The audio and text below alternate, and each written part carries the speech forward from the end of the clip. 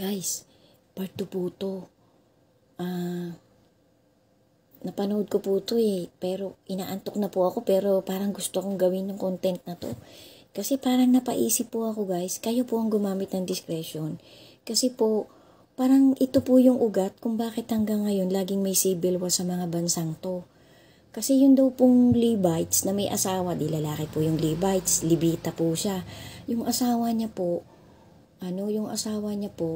bali, parang parang tumuli po sila sa isang bahay. Tapos po, yung bahay po na tinuluyan nila nung hating gabi na, may mga nanggulong lalaki. Kasi noong unang panahon po, magulo pa ang mundo Wala pa silang mga batas-batas, wala pa masyadong mga hari-hari.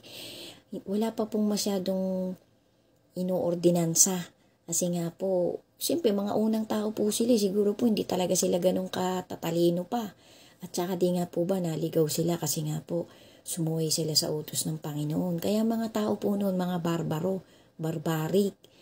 Saka sabi po dun sa mga dokumentadong napanood ko, delikado daw po noon talaga mga babae, pati mga babaeng bata.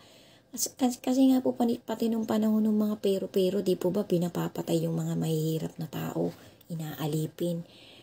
Tapos po, ito po nauna pa po siguro to dun sa mga panahon na yun, nauna pa po to.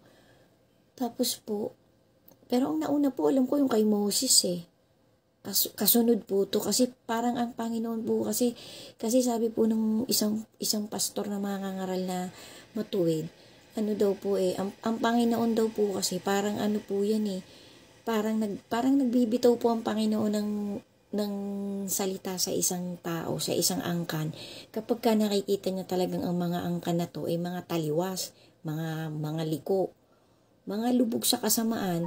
Kasi ito daw pong mag-asawang to, nung nakitulong nga po sila sa isang bahay, pinasok po yung bahay na yun ng mga barbaric na tao. Tapos po, yung lalaki po, ipinarip niya po yung asawa niya. Nakaka-nervyos po, guys, kasi nung unang panahon po talaga nakakatakot yung mga nangyayari Magpahanggang ngayon po, di po ba nakakatakot din yung mga nangyayari? May mga pinapatay po, may mga nire-rape, minsan nga po may pamilya pa, tapos pinuputol-putol ang katawan. Ito nga po, lately lang meron pong pinatay na parang Chinese model, Korean model po yata. Hindi po ba pinutol-putol yung katawan? Buti na lang po, mabilis yung responde. Nahuli po agad yung gumawa, pati yung mga kasabwat niya, nakaanak niya. Sundan niyo po, bali po ito, yung pong lalaki na to, napakawala niya pong puso. Bakit niya po ginawa yun sa asawa niya? Ipinarape niya po.